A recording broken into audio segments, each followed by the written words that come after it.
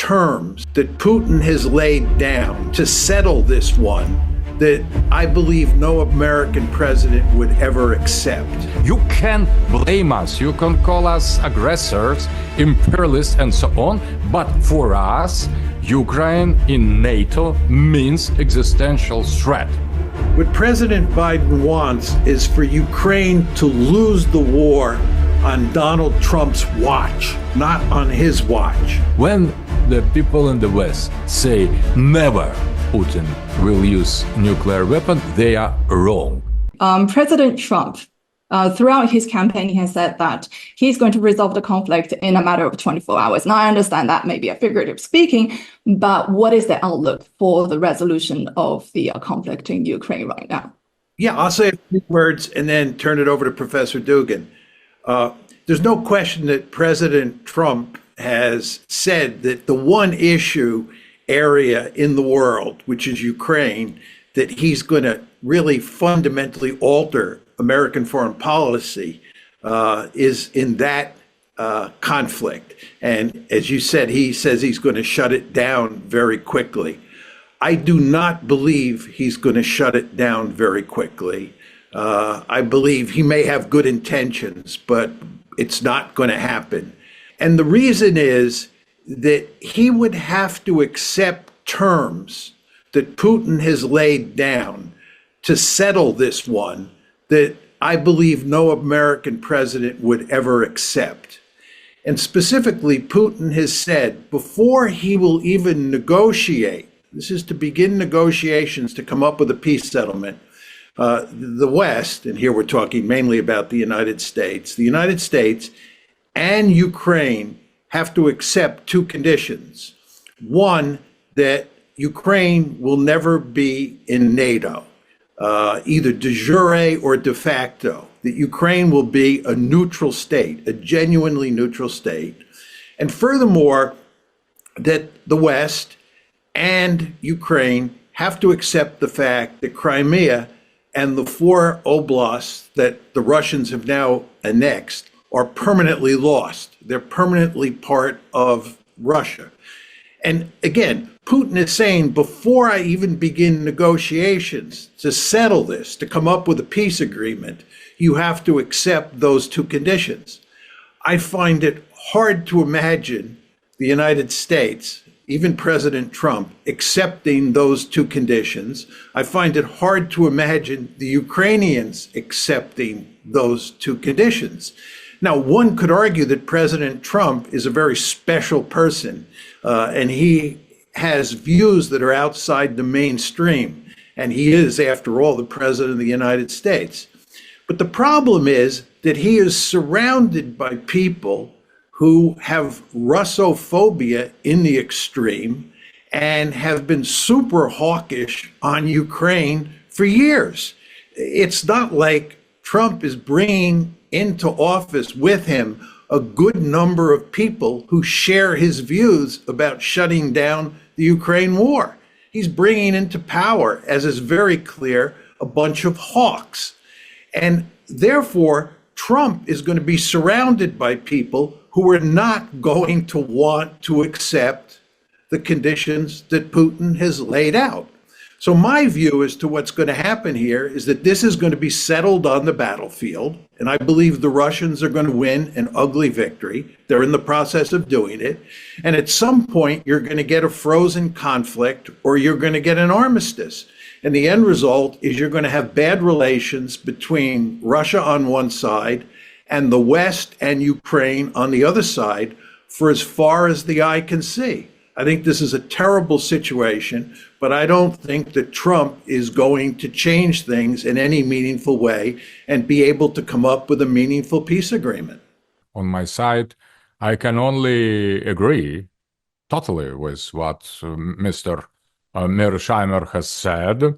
And I would add, the situation is more radical that you have described, because the conditions put forward by Mr. Putin officially don't correspond to the real intentions of Russian Federation. So that was a kind of minimal conditions that were put put in the front, precisely because nobody could accept them on the West. So in the reality, the situation with Ukraine is much more existential and important for Russia. We could not tolerate any kind of Ukraine hostile to Russia, any versions in any borders, inside any borders. The point of agreement, consensus inside of Russia that the war will lead with the West in the Ukraine should end with our victory and nothing less. That is not just the vision of Mr. Putin. That is the condition of Putin to stay in power and to save our political regime. So that is much more than just hawkish or imperialist reactions or desires or dreams or something like that of emerging once again independent power in the Eurasia. It is much more than that. So, and I think nobody in the West understands that correctly, because for us to be or not to be as Russia, as Russian Federation, means to win or to lose the war in Ukraine. That's much more than the conditions that Putin has put forward. And Mr. Mearsheimer has very correctly explained, and I agree totally with this opinion, that these minimal and unsupportable and unacceptable conditions that Putin has put forward, they have no chance to be accepted by the future administration of Mr. Trump. With his agreement or against his will, I think there is the kind of geopolitical realist, if you want, logic that the West and United States could never, I would say, never accept not only expressed and explicit claims of Russia, but much less implicit claims of Russia that they go much more further than just keep in our possession the territories we have won or neutral status of Ukraine. So Mr. Mearsheimer has explained very well the realist balance of power in this situation, and I think as well that we need to separate in Russian understanding of Trump's administration and Trump's factor two things. First of all, Russia is in agreement. Russia supports eagerly the orientation of Mr. Trump against globalism, globalists, against cancel culture, and his fight for restoration of traditional values. All that is very well accepted in Russia. But I think in the terms of the realist geopolitics, there are so huge contradictions that I would say they stop precisely in the moment when these possible, virtual, probable negotiations start. In that moment, there will be the huge amount of misunderstanding on the deep level of the mutual understanding of the nature of the conflict in Ukraine that will prevent any possible solutions. So I agree once more with Mr. Mearsheimer that the result or the end of this bloody conflict will be decided on the battlefield. So that will be no armistice, no truce, no peace talks, but rather the weapon that will decide the fate, the destiny of these geopolitical conflicts. And that's beside, or I would say beyond a Russian great impression of Trump, because Trump is, in our eyes, he is defender of the traditional values, and we applaud that. We totally agree with that. Cancel, as Elon Musk recently has said, cancel culture should be canceled. So we should stop with this left liberal agenda on the global level. In that sense, Russia will support absolutely that. But on the term or in the realm of the realist geopolitics, I think the contradictions will not disappear, or maybe will aggravate more. If I can just pick up on what Professor Dugan was saying and make two additional points. He used the word existential threat. And I have long argued that it is imperative from a Western perspective to understand that putting Ukraine in NATO is an existential threat from Russia's perspective. And once you accept the fact that Russia views Ukraine in NATO as an existential threat, you realize just how dangerous the situation is, and you realize that the Russians will fight to the death to prevent Ukraine from being in NATO, because it is an existential threat. It threatens their survival. The problem that you face in the West is that hardly anybody accepts that argument. And they will say that NATO expansion is not an existential threat to Russia. And they believe that what's going on here is that Putin is just an imperialist. He's an old-fashioned aggressor. He wants to create a greater Russia by incorporating Ukraine into it. And this has nothing to do with an existential threat. My argument is you may not think, you in the West may not think it's an existential threat, but what you in the West think is irrelevant. What matters is what the Russians think, and in particular, what Putin thinks. And the Russians have made it perfectly clear, in my opinion, from the very beginning, that Ukraine inside of NATO was unacceptable. It is an existential threat. Nevertheless, we continue to talk about bringing Ukraine into NATO, number one. And number two, if we don't talk about bringing Ukraine formally into NATO, we talk about creating a situation where Ukraine is a de facto member of NATO, where there's a strong security relationship between the West, especially the United States, and Ukraine. This drives the Russians crazy. They view this as an existential threat, but we refuse to accept that. And if we refuse to accept that, and we refuse to take Ukraine in NATO off the table, you're never going to get an agreement. And that's a point I think that both Professor Dugan and I agree on. The second point I would make is that the more we push to maintain a tight security relationship between the West and Ukraine, this is the de facto NATO argument, and the more we talk about a de jure relationship where Ukraine is actually brought into NATO, the more we incentivize the Russians to capture additional territory in Ukraine and to destroy Ukraine. It's completely counterproductive from Ukraine's point of view. It would be in the West's interest and in Ukraine's interest to accept the fact that Ukraine cannot become a member of NATO and go to great lengths to come up with a genuine peace agreement.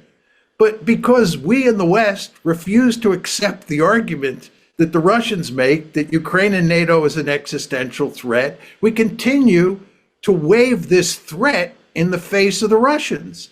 And the end result is the conflict will go on, and in the end, Ukraine will be destroyed. It will end up as a dysfunctional rump state, and it will lose a lot of its territory to Russia.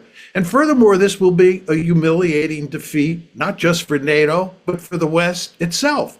So what I'm saying here is that by refusing to accept the fact that the Russians view NATO expansion into Ukraine as an existential threat, the West has basically shot itself in the foot and destroyed Ukraine in the process. So I totally agree with that. So that is, I have remarked some years ago that the West has finished to think in the realist terms. So what is realism in the theory or practice? So you can imagine not only your position in the balance of power in the international relations, but as well you take in consideration the position of the other. So you can think this way, but the other thinks differently.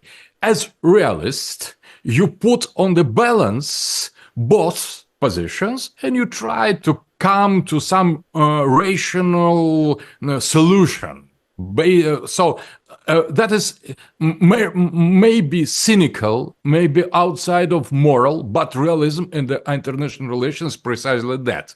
So you evaluate the real capacity, the real possibility of the other than you, and you take that in consideration in calculation of your national interests. So that was starting from Morgenthau and Carr in the international relations. That is uninterrupted line of realist thinking. And I think that Mr. Mearsheimer has explained that excellently. Everything is completely clear. If you consider Russia as an object in international relations, you could say we need to punish it, we need to put it in the border, we need to overthrow Putin and so on. But if you accept that that is not just object, but subject, so you start to consider, to explore, to study its subjective perspective. And in this subjective perspective appears precisely what Mr. Mearsheimer has absolutely clearly defined as existential threat. And that is so. So for us, you can blame us, you can call us aggressors, imperialists, and so on. But for us, Ukraine in NATO means existential threat. And Mr. Mearsheimer has said one very important thing about the fight to the death. And if the existential threat is perceived as such in the eyes by the subject of the nuclear power as Russia, the death means not only the death for Russia or for Ukraine. The death in the case of nuclear power involved means as well the possible death of the Western Europe or United States. The death means the death for everybody. So, and that is precisely what Mr. Putin wanted to emphasize some years ago when he has affirmed clearly that the world without Russia could not be tolerated by Russia. That is the nature and a deep dimension of an existential threat. If something threatens you existentially, you could prefer to destroy everything, universe, life on the earth, humanity, everybody. But you should save yourself. So the price is in the case of nuclear power with nuclear weapon capable to destroy humanity is very high. So it is maybe you can say so that is crazy, that is anti-humanist or something like that, maybe, but that is moral evaluation of what is going on. But on the level of the mutual realist understanding on what we think to be existential threats.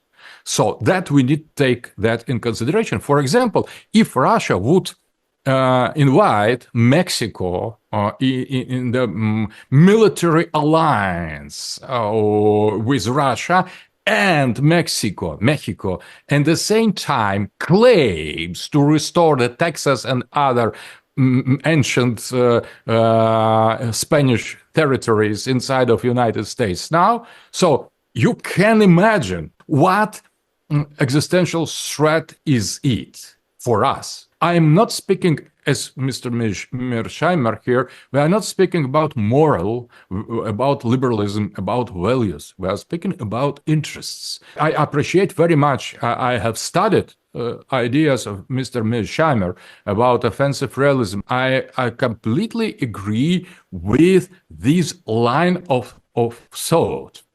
You could criticize that, you could accept that, but that is absolutely brilliant exposition of what is going on in the reality. And maybe I think the lack of realism will play very bad job with Trump's new administration. The realism could solve this conflict. Realist approach. When we involve the moral, liberal ideals, democratic values, and so on, we are losing the reality of the seriousness of the situation.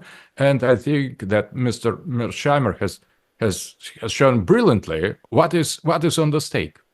There are actually many layers of questions that I have from the conversation just now. Is that we are in agreement here. Everything is well said and heard. But how many people do you think, I suppose I would direct a question to Professor Mearsheimer first, is that how many people do you think in the United States actually understand what we are discussing here?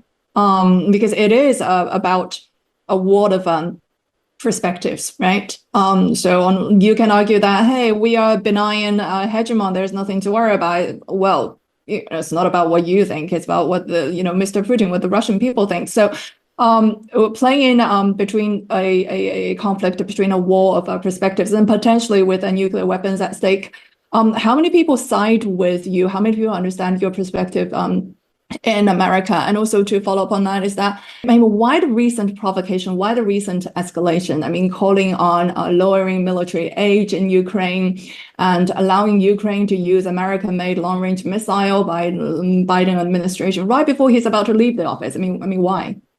I think it's fair to say that hardly any Americans accept my views on the Ukraine conflict. And what really is happening here is, to use the rhetoric that Professor Dugan was using, it's almost impossible for most Americans to put themselves in the shoes of the other. In other words, American policymakers, American foreign policy elites are not good at thinking about how the Russians might view Ukraine in NATO. They have their own views, which they think are the dominant views. This is captured in a very famous comment by Madeleine Albright in the late 1990s. She said, "We are the indispensable nation. We stand taller and we see further." Just think about those comments. We, the United States, we're special, we're exceptional, we stand taller, we see further. This is all a way of saying we know what is best for everybody else. We have the approved solution. And what's really happening here is that when the Cold War ended and the United States had won this tremendous victory and ended up as the unipole, the most powerful state in the system, with this liberal ideology, we thought that we could spread liberalism all over the world, which is a way of saying we thought we had won not just geopolitically, but we had won ideologically. And we were in a position where we could cause every other state in the system to become a liberal democracy like the United States. And we were so full of confidence that we could shape the world in our image that we fell into a situation where we found it impossible to pay serious attention to what other states said. And by the way, this is not just Russia, it's China as well. The United States thought it knew what was best for China. This is what the engagement policy towards China was all about. It was to make China look like the United States. And of course, the United States wanted to make Russia look like the United States. So you had this situation which was always present in the United States. It was always there that we had some difficulty putting ourselves in the shoes of the other side, for sure. But after 1989, and certainly after the Soviet Union collapsed in December 1991, we fell into a pattern where it became almost impossible for us to strategize. Strategy is all about thinking about what the other side is thinking and what the other side will do in response to what you do. That's what strategy is all about. This is why realism is inextricably bound up with strategy. But we really, in a fundamental way, lost that ability. And therefore, when the Russians said, this is an existential threat, and they said it over and over and over, it's not like you can look at one speech where Putin said it's an existential threat to bring Ukraine into NATO. Putin said it millions of times. It's crazy. All the Russian elites said the same thing, but we refused to believe it. And it's because we believe, and I think this is still true, that we are the indispensable nation. We stand taller and we see further. And we know what the Russians really think or what they should think. And what they think and say they think just doesn't matter that much. And when you're operating on those kinds of lines of thought, you're going to get yourself into a lot of trouble. And that's why we're in a lot of trouble, not just in Ukraine, but in the Middle East as well. That were the great words of the wise, really wise men. And I would say that I would certify that 2005, I was in Washington speaking with Mr. Brzezinski, Mr. Zbigniew Brzezinski, and there was the chessboard, the real chessboard in front of us, between us, and I have asked Mr. Brzezinski, do you think that the chess is the game for two players? He has said, no, it's for one. When I have called my book Great Eurasian Chessboard, Great Chessboard, I have meant precisely the logic of the game and not the quantity of the players. So there is only one player at the chessboard. That is to see, to be taller, to see further. That is attitude. Or that inspires the confidence that you are alone at the table of the global geopolitics. And when Putin popped up in that sense, and China popped up on the scene of this chessboard, that was insult, moral attack against this consciousness that the chess is the game for one player. That is unipolarity, not only on the geopolitical level, but as well as Mr.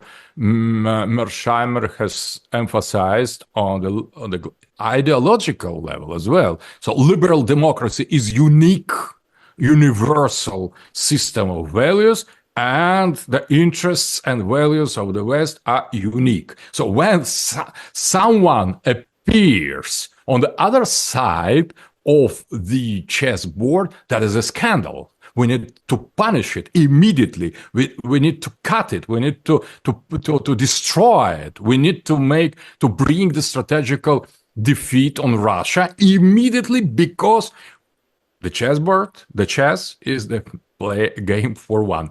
So I think that is completely irrealist attitude. So realism in international relations is based on the acceptance of the sovereignty.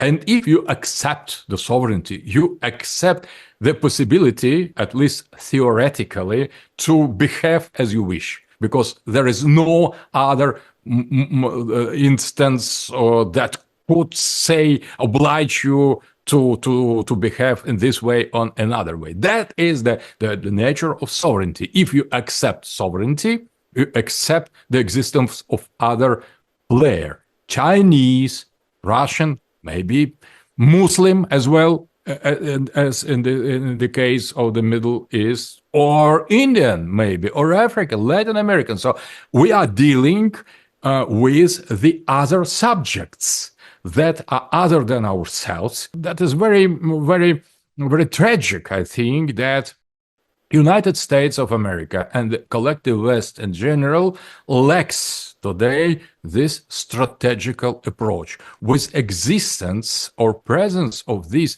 strategical approach, we could imagine much more easy solutions for some crises in the world that seem to be irresolvable. Accepting multiplicity or diversity of the players and civilizations, as Huntington has called it, I think everything will be much easier to solve. So we are discussing in a framework that we are living under the dictatorship of American-led liberal democracy, and they're so full of themselves that they don't see how people from other parts of the world, leaders from other sovereign nations, may have a brain of their own. But is there also a possibility, and this is a question who a friend of mine gave me before the conversation started, and he's a proponent for liberal democracy. His question is that, are we sort of giving the United States too much credit, that it is the master, the puppet master orchestrating behind it all? Is it also possible that the conflict in Ukraine is a result of the long history between Ukraine and Russia, between people living in the eastern part of Ukraine and the western part of Ukraine? Is it possible that it is a very local issue? I will let Professor Dugan go first this time, since I've gone first in answering all the previous questions. I think it's only just that he have a chance to go first. And then I can respond. So in my opinion, we could not reduce the importance of the Russian-Ukraine conflicts to regional scale. So that is geopolitical issue or the larger scale, because in the reality, the identity of Ukrainian nation is very recent. It is artificial and recent, because Ukraine never existed in history, and that was just the part disputed between Russian Empire and Poland and Austria and the West in general. So that was the frontier between two civilizations, and politically, Ukraine was liberated, first of all, from Turks, and that was Novorossiya or Eastern Ukraine. That was the territory that belonged to the Turks, to the Ottoman Empire, and not to some imagined Ukrainian state. There was nothing of sorts in the history. So that was the fight between two empires, Russian Empire and Ottoman Empire, for some frontiers, for some border zones, and Russia has won the control over what we are calling now Novorossiya, from Kharkov, that was the part of the other ancient region, to Odessa. That was the part of newly acquired or reacquired territories by Russian Empire from Turks. No Ukrainians were involved because they didn't exist in that situation. The western part of Ukraine was the same people, the same culture, the same religion, Orthodox, but the western part was, after the Mongols invasion, under influence of Lithuania and Poland, and partly later of Austria. And having the same, exactly the same identity, roots identity as ourselves, as Russian from Muscovite Russian, Eastern Russian, they were under control of the Polish Catholic and Austrian as well Catholic. But they conserved, Ukrainians fought for their Orthodox identity under the rule of the Catholic Poland and Austria. So we could not regard them as the part of the Western Europe as well. Western Ukrainians belong to the same root, to the same tree of our historical identity that fought against the Polish and against Western Europe. The experience to live some centuries under control of Catholic European nation that has made the impact, the influence over their identity. And in Lvov, Lemberg, and the most western city of the Western Ukraine, that is considered as a capital of all Western anti-Russian ideology, until recent times, there were two parties, pro-Moscovite and and Russophobic parties coexisted. There is the complex history of identities inside of Ukraine, and the unique way to save the newly established national state of Ukraine was to take in consideration both identities, pro-Russian Eastern identity and more or less, not so radically, anti-Russian identity of the Western Ukraine, to make a balance, to create a state as Belgium, for example, with Wallons and the Flemish people balancing each other with different linguistic identities, historical experience, and so on. So that was the chance, and they have lost. The Kiev regime has lost its chance, choosing only one identity, Western Ukraine, artificially created. Western Ukraine identity cleansed from pro-Moscovite Orthodox elements, to liberated from this part of the deep Ukrainian identity, and creating artificial pro-Western, pro-European Union, LGBT plus, globalist liberal identity, artificial, in order to fight against Eastern Ukraine and Russia. So in that sense, regional dimension of Ukrainian conflict, we could not discard, we could not forget. It exists, and it existed historically, because that was the history of the fight between the Great Russia, Moscow, against the West, the Western Europe. And the Ukraine was the frontier, the battlefield in the time of Peter the Great,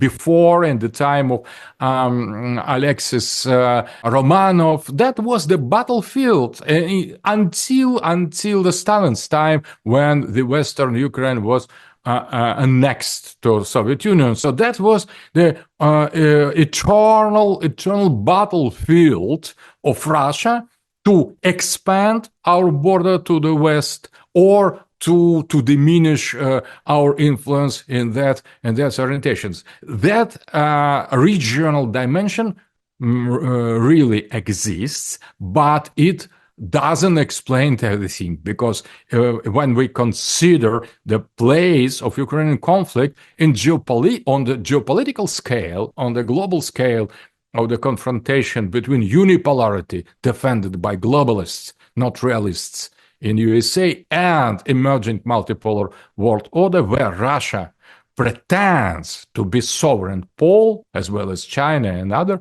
poles. So that, I think, regional aspect is the secondary, comparing with these global geopolitical level. 姐妹们总烦恼脸上细纹、干燥与暗沉，现在起跟我一起放心交给 KS Royal Face 皇家颜值逆时奇迹系列。KS Royal Face 皇家颜值逆时奇迹系列，它添加5种 EGF， 专门防止肌肤老化，强化皮肤修复，增加肌肤弹性水嫩，轻松抚平皱纹，换回青春自信。KS Royal Face 皇家颜值逆时奇迹，活肤露、全效精华、精华霜，即刻启动冻龄密码。